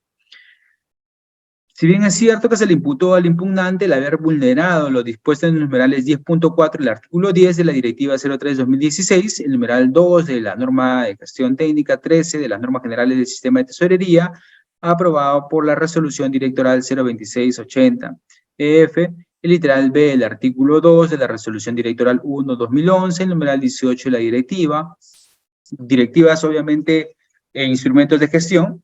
El artículo 3 del Decreto Supremo 07-2013-F, cabe precisar que dichas disposiciones son genéricas, por lo que, para satisfacer el principio de tipicidad, la entidad debe tener en cuenta cuáles eran las funciones, deberes y obligaciones que el impugnante desempeñó de manera negligente en el ejercicio del cargo de zonificas, de coordinador zonal. En este caso, lo que tendría que hacerse es el instrumento de gestión, el ROF-MOF, en donde se establece cuáles son las funciones del coordinador zonal de Junín y obviamente estas en incumplimiento que desencadenan la infracción, ¿no? Y no solamente hacer una enumeración de las normas que válidamente podría ser resumida como ha cometido una infracción a la ley, ¿no?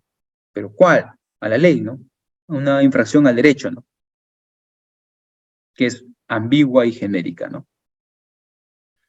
En ese sentido, se aprecia que en el procedimiento administrativo disciplinario iniciado al impugnante se vulneró el principio de tipicidad y el derecho de defensa, toda vez que no se le permitió conocer en forma concreta las funciones y obligaciones incumplidas cuando se desempeñó como coordinador zonal de Junín, responsable del manejo de las cuentas y fondos de la citada oficina de coordinación. El Tribunal del Servicio Civil declaró nula la resolución administrativa a fin de que la entidad cumpla con imputarle de manera precisa al impugnante previa a la sanción los hechos por los cuales se le inicia el procedimiento disciplinario, las obligaciones y o funciones incumplidas y las presuntas faltas incurridas de modo tal que pueda ejercer adecuadamente su derecho de defensa.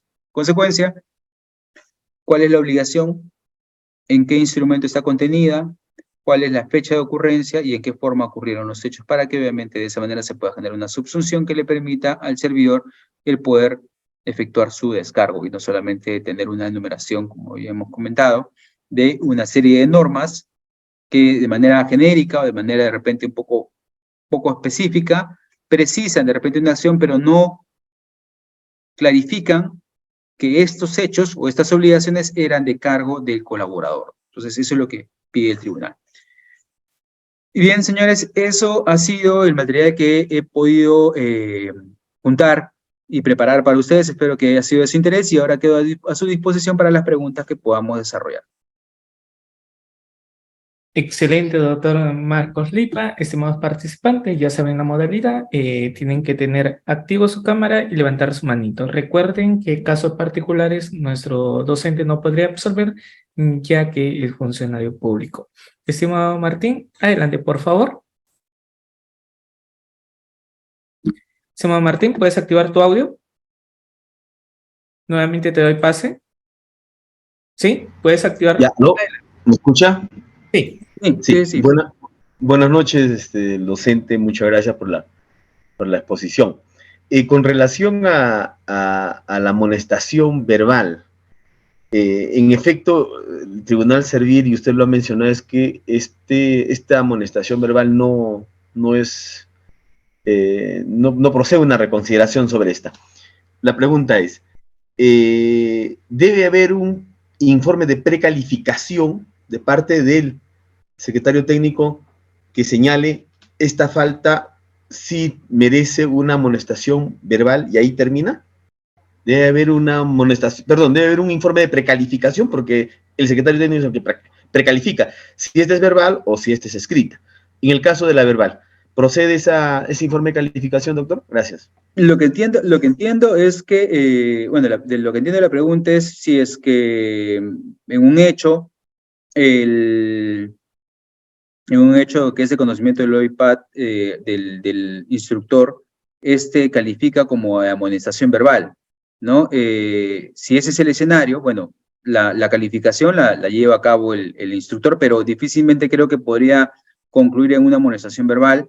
Podría recomendar una amonestación escrita, obviamente, y es la Oficina de Recursos Humanos, como también en este caso, bueno, principalmente la Oficina de Recursos Humanos la que podría considerar, obviamente, el poder tener una sanción menor, pero lo que ciertamente rescato de algunas resoluciones y también del material que tiene de servir para estos casos es de que la amonestación verbal no tiene un registro, no queda en el legajo del colaborador y tampoco es de conocimiento del OIPAD, ¿no? Esta únicamente se tangibiliza cuando de repente se desarrolla la instrucción y obviamente se toma conocimiento de que ese hecho ya se ha presentado, ¿no? Ya se ha amonestado por el jefe inmediato superior al colaborador a través de esta sanción verbal y se tangibiliza, ¿no? Entonces, en mi opinión, el secretario técnico podría calificar,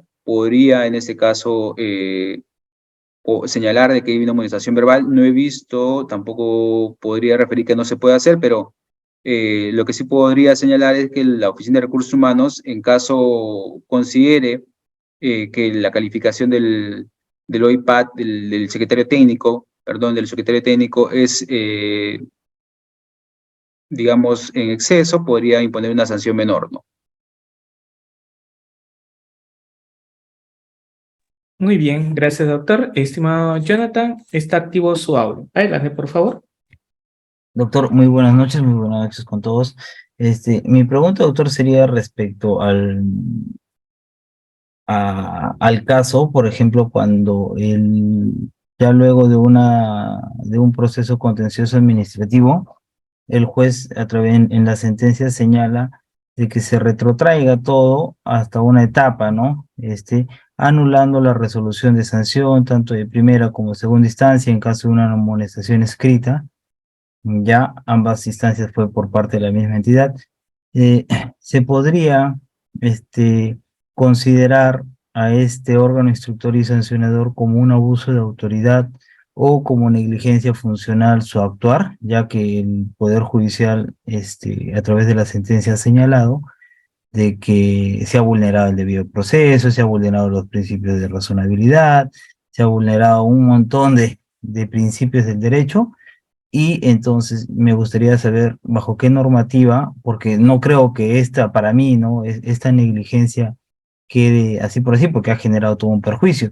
Si bien es cierto, se podría ver otros temas, pero aquí el detalle es, ¿esa negligencia se podría considerar como negligencia o abuso de autoridad? ¿Y bajo qué normativa, de ser positiva su respuesta, doctor, bajo qué normativa se podría denunciar o alertar este caso? Esa sería mi pregunta, doctor. Gracias, muy amable.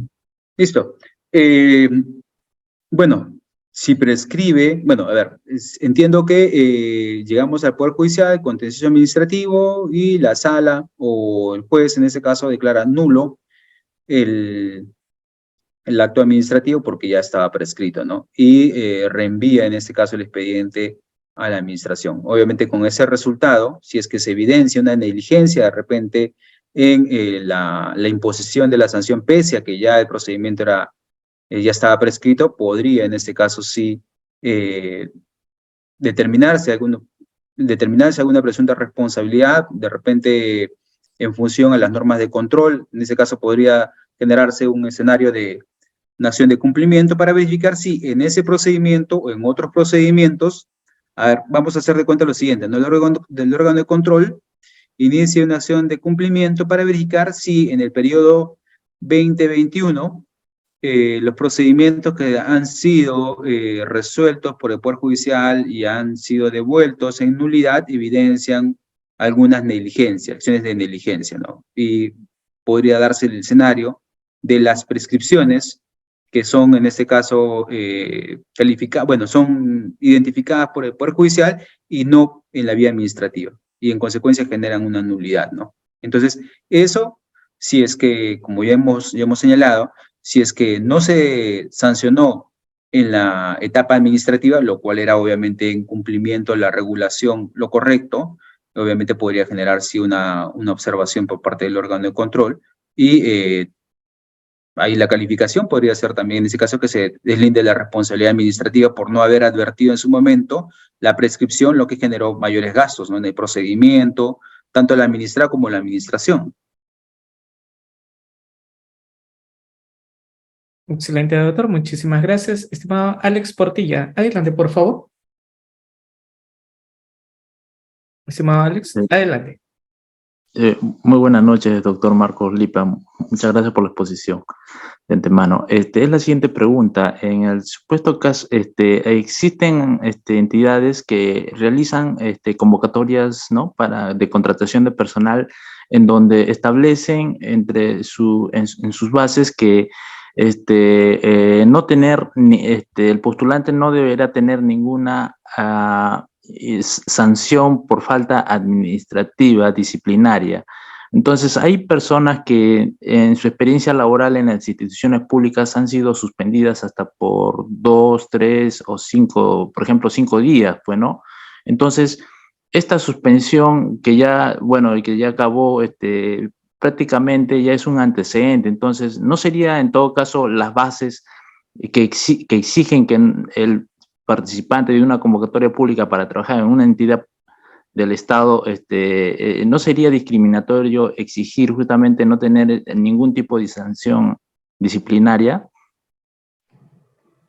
Bueno, ¿Aló? parafraseo la pregunta vinculada al tema de la rehabilitación, que creo que es su pregunta, ¿no? Sí, doctor. Bien, bueno, las sanciones una vez que ya son cumplidas generan la rehabilitación y la eliminación de los antecedentes en perjuicio del colaborador. Entonces, ya una vez que se cumplió con la sanción, obviamente el funcionario ya está rehabilitado y no podría en ese caso tomarse en cuenta ello, ¿no? Porque estaríamos arrastrando la sanción y estaríamos extendiendo los efectos de la sanción. La rehabilitación es inmediata una vez que se ejecuta y se cumple la sanción, ¿no? Excelente, doctor. Estimado Jorge Guillermo, buenas noches. Adelante, por favor, una pregunta. Estimado Jorge, ¿puedes activar tu audio? Adelante, por favor. Buenas noches, doctor Riedel. De igual manera, doctor Marcos Lipa, muy buenas noches. Muchísimas gracias por la exposición. Bastante preciso para para este tema que es muy ahorita reconfortante en todos los que estamos presentes, ya que tiene que ver mucho con esto de el PAT y el PAS, ¿no? Con el procedimiento administrativo disciplinario y el sancionador. Solamente dentro de lo que usted manifestaba, doctor, en el procedimiento recursivo de la conclusión, en el segundo párrafo, donde dice de que también pondrá fin al procedimiento la resolución que así lo declare por causas sobrevenidas. Solamente la pregunta, no sé si se podría aplicar a este caso el non bin is idem. Bis in Sí, idem. sí, claro, sí, Ajá, claro, si es no, que, porque, por ejemplo, hay un caso así para consulta nomás de que el proceso penal ya prácticamente está en cosa juzgada, ya salió inocente de ello, pero la parte administrativa, pese que ya el hecho ha prescrito con el año nomás de la prescripción, se ha dado una sanción. Ahorita está en apelación, o sea, si por A o B, digamos, el tribunal servil declara fundado el pedido, quedaría no, ahí nomás, pero si lo declara infundado, sería necesario tener que acudir al contencioso administrativo. Eso sería mi pregunta, doctor. bueno, el non bis in idem pide 3 requisitos, ¿no? Sujeto, hecho y fundamento, ¿no? Si es que estamos ante esa situación, se tiene que, obviamente, concluir el procedimiento porque ya se ha emitido una sanción en otro procedimiento, si es que guardan esas 3 identidades, ¿no? Caso contrario, si es que estamos ante un proceso penal en donde se declara, digamos, la no existencia de un hecho, y en el proceso administrativo disciplinario estamos ante una situación en donde también se está ventilando el mismo hecho, como ha pasado varias veces, esa resolución del Poder Judicial obviamente tiene que ser puesta en conocimiento del órgano instructor para que ya en la etapa sancionatoria se tenga en cuenta y obviamente se pueda analizar si es que se concluye el procedimiento para no generar un pronunciamiento contradictorio, ¿no? Lo que dice el Poder Judicial obviamente tiene ese estado, ¿no? Causa estado, y en consecuencia esto irradia también al derecho administrativo, al procedimiento administrativo. Hay situaciones en donde en los procedimientos administrativos, les comento, por ejemplo, en los temas de competencia, principalmente vinculados al tema del mercado, se puede plantear una denuncia, un procedimiento administrativo sancionador en la vía administrativa y también a la vez en la vía civil, ¿no? Por ejemplo, un tema de seguros, ¿no? Entonces, casualmente resuelve el Poder Judicial primero, en ese caso, sobre ese hecho, y ya se estaría en ese caso generando, si es que es una situación definitiva, de que la vía administrativa evalúe si es que ese hecho afecta lo que está tomando en conocimiento, lo que está evaluando en la vía administrativa. Si eso es así, tendría que concluir el procedimiento. Una sustracción de la materia podría darse, o cualquier otro elemento en donde un hecho en concreto ya ha sido calificado por el Poder Judicial y esto no podría ser revaluado por la vía administrativa. Eso sí es así.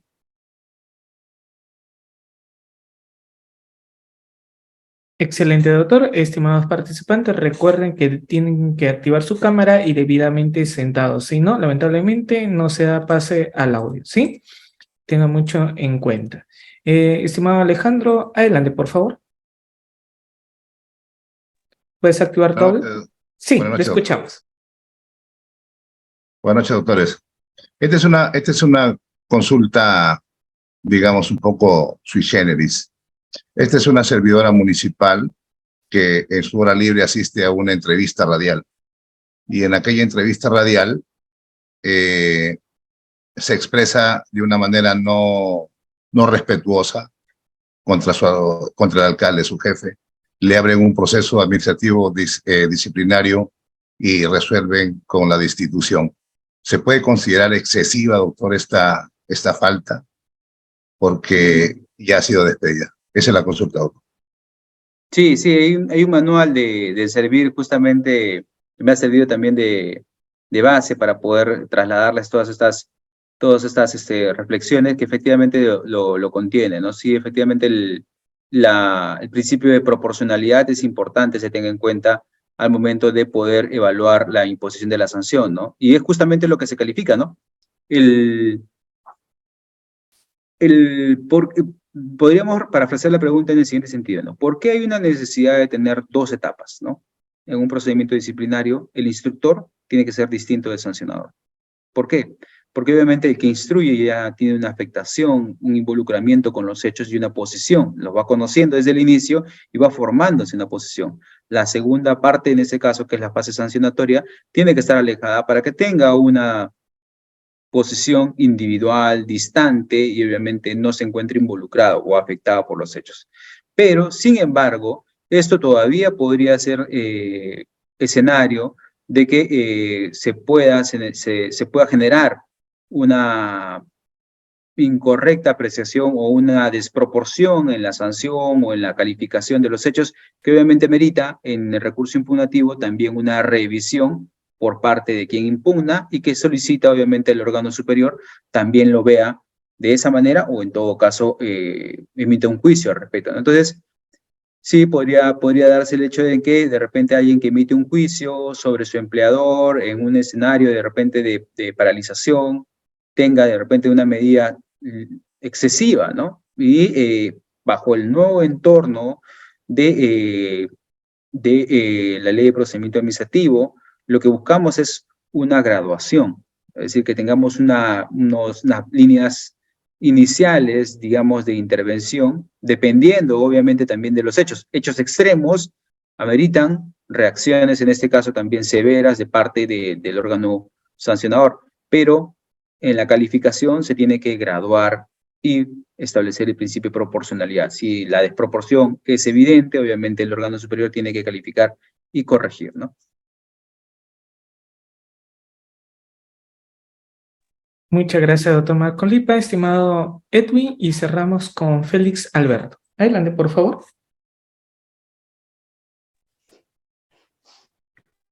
Sí, doctor, buenas noches. Solamente para una aclaración. Yo tenía entendido, o tengo entendido, que el Servir solamente tiene competencia para resolver las impugnaciones, ¿no? Pero desconocía que el Servir tenía facultad también para declarar la nulidad de oficio de una resolución que pone fin a un PAC. ¿Eso lo entendí, doctor? No. En el recurso, a ver, los recursos impugnativos llevan implícito el pedido de nulidad. Así lo podemos entender. Entonces, digamos, el que impugna señala de que al momento de emitirse la resolución, el órgano no ha verificado correctamente los elementos para, obviamente, emitir un pronunciamiento y en ese sentido ha incurrido en una causal de nulidad, ¿no? Entonces, en ese punto, el órgano superior evalúa ese recurso impugnativo y en función a esa alegación de que en el análisis jurídico no se ha subsumido adecuadamente o en la infracción, en este caso, no se han analizado correctamente los hechos, podría el órgano superior evaluar que justamente en función a ese argumento impugnatorio evidencia una carencia de análisis jurídico o de análisis fáctico que desencadena una causal de nulidad y así lo determina. Ahora, si es que eso no es así, de repente la impugnación va por un lado, pero el órgano, en este caso el Tribunal Servir, ve que es evidente una nulidad, por ejemplo, se ha sancionado sin tener el informe de calificación, ¿no? Y se impugna porque se considera que es excesiva la sanción. Entonces el órgano superior evalúa el expediente, revisa el expediente porque lo tiene obviamente que analizar y ve que no existe el informe de calificación del secretario técnico. Y hay una sanción la cual se ha impugnado por excesiva.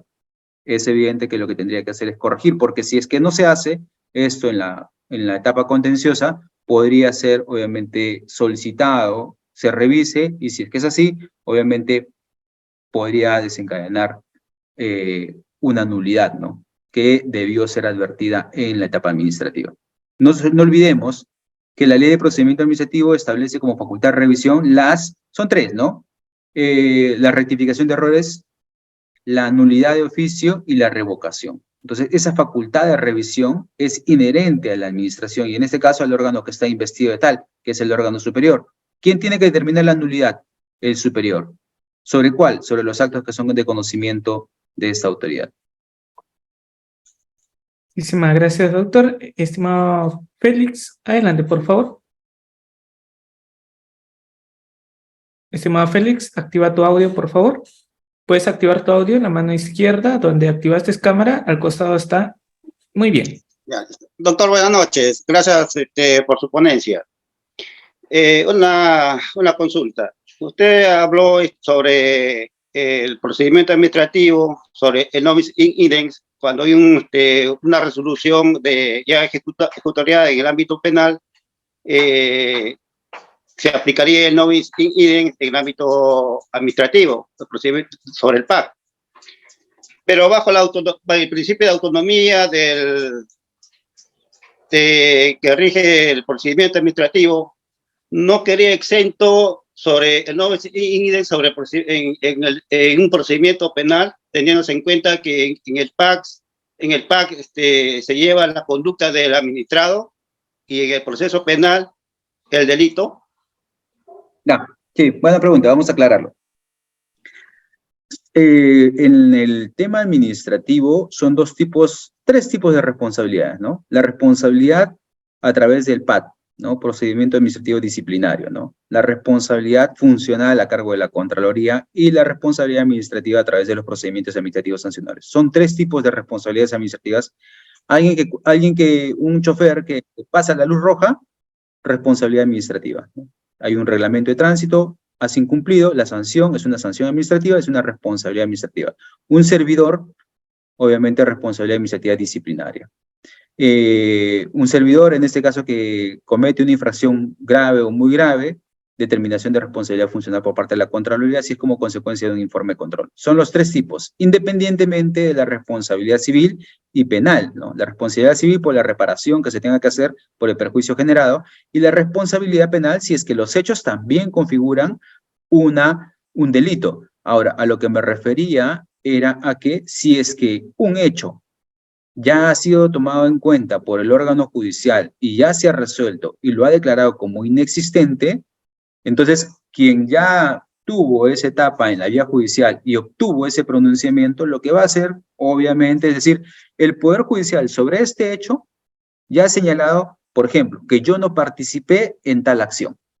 Y ahora en la etapa administrativa se me está instruyendo en un PAD, porque supuestamente yo he actuado en esto, que el Poder Judicial ya señaló que yo no tuve ninguna participación.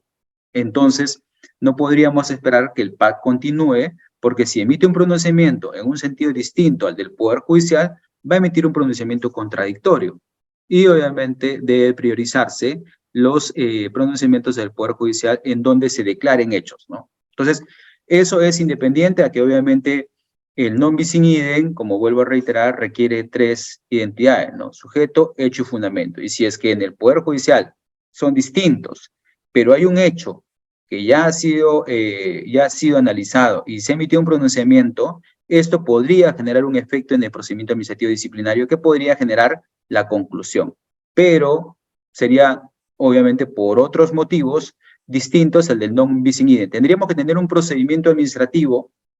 Sería difícil, ¿no? En la misma institución, con los mismos hechos, y obviamente ver que hay una identidad de sujeto, hecho y fundamento ante la misma institución, y para decir, oye, acá tenemos dos procedimientos, dos PAD, no podemos en este caso tener dos PAD, tendríamos que acumularlos, ¿no? O si uno se emite y el otro está pendiente, obviamente podrían generar ese non bis in idem, pero son los escenarios que se presentan cuando en el Poder Judicial se analizan hechos, y si es que estos emiten un pronunciamiento ya en la vía administrativa, esa resolución tiene que tomarse en cuenta. Excelente, doctor Marcos Lipa. Tenemos a dos participantes, los dos últimos, por favor, estimado Wilson, y luego cerramos con Marco, ya que ha activado su cámara. Adelante, Wilson, por favor. Nuevamente te doy pase, Wilson. Doctor, muy buenas noches. Quisiera hacer una pregunta, pero este es el procedimiento administrativo sancionador en el Ejército del Perú, ¿no? Nosotros tenemos la ley número 29.131, en la cual se abre un proceso administrativo a un servidor. Consecuente de esto es que ya se abrió el proceso, pero a este señor cuando un servidor va a notificarle, y este señor ni bien, bueno, le están tocando la puerta y el señor bueno, atiende al señor y ya, pues el señor que abre, perdón, el que entrega la notificación le dice, ¿sabe qué, señor? Le estamos entregando la notificación de su proceso administrativo que está siguiendo. Y el señor comienza a denunciarlo penalmente. Y así sucesivamente hace y nunca viene a dar su manifestación, ni a dar su declaración, nada, a los citatorios que lo llevamos dentro del ejército. ¿Qué se podría hacer ante esta acción, doctor? Bueno, la notificación tiene que cumplir con lo que establece la ley de procedimiento administrativo, ¿no? Y la ley de RENIEC, en este caso, si ya el señor tiene un domicilio fijado en la RENIEC, tiene que notificársele ahí, ¿no? En caso no se pueda hacer la notificación, lo que quedaría es seguir el procedimiento que establece el artículo 20, ¿no? Lo que quedaría es una publicación.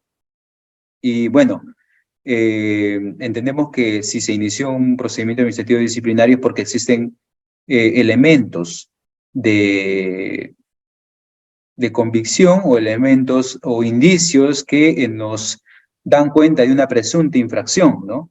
Ya corresponde al órgano instructor el generar la prueba que acredite la responsabilidad, no tanto en este caso el administrado. O sea, digamos que en un supuesto de que esperemos que el administrado venga a decir la verdad y que él señale que efectivamente cometió una infracción, eso es improbable, ¿no? Él no tiene por qué autoincriminarse y lo único que podría hacer es señalar en ese caso si es que existe o no existe, de repente algunos hechos, pero no podríamos decirle que nos dé la evidencia o que de repente él señale si es que ha cometido una infracción, porque eso obviamente no es de cargo del administrado, eso le corresponde a quien le está instruyendo o le está imputando ese hecho, ¿no? Entonces, si es que hay un problema en la notificación, el artículo 20 de la Ley de Procedimiento Administrativo establece notificación física en el domicilio del administrado señalado ante la RENIEC, válido, y si es que eso es imposible porque o no se ubica el domicilio o es imposible llegar al domicilio por X y Z motivos, publicación. Y sobre el tema de la instrucción, el hecho de que no vaya el procedimiento a declarar no debiera en ese caso ser un impedimento para que continúe el procedimiento, porque entendemos que la instrucción es de cargo de quien imputa, no de quien se defiende. Muy bien, muchísimas gracias, doctor Marco Lipa. Y como hice mención, estimado Marco Lavalle, con usted cerramos la exposición. Adelante, por favor. Muy buenas noches, doctor Rieder. Doctor, quería aprovechar esta oportunidad que estamos hablando del non bis in idem.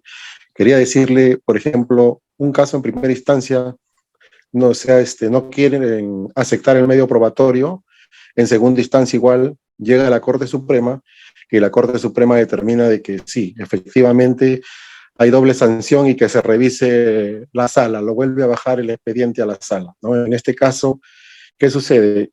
La sala se pronuncia que sí, efectivamente hay doble sanción y anula la resolución, ¿no? de personal que le han dado, digamos, le han pasado al retiro, porque hay doble sanción.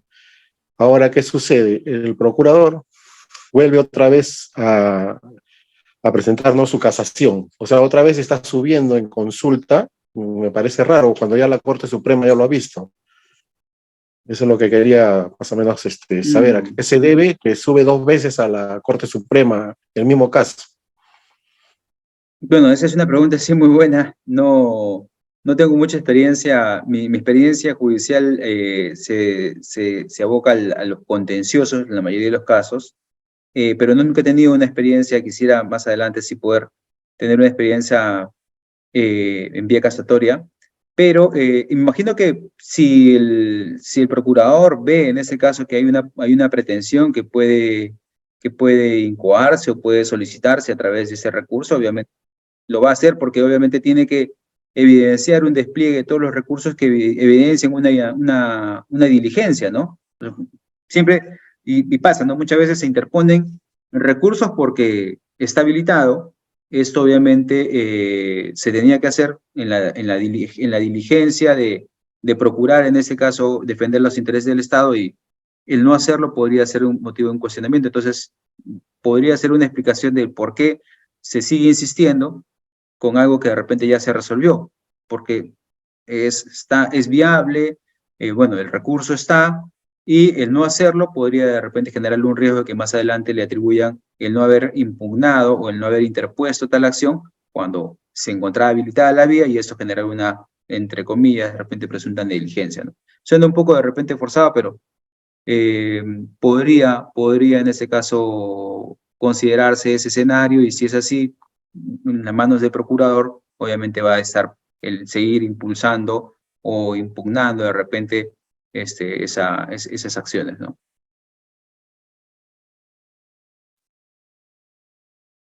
Muy bien, muchísimas gracias a todos nuestros participantes.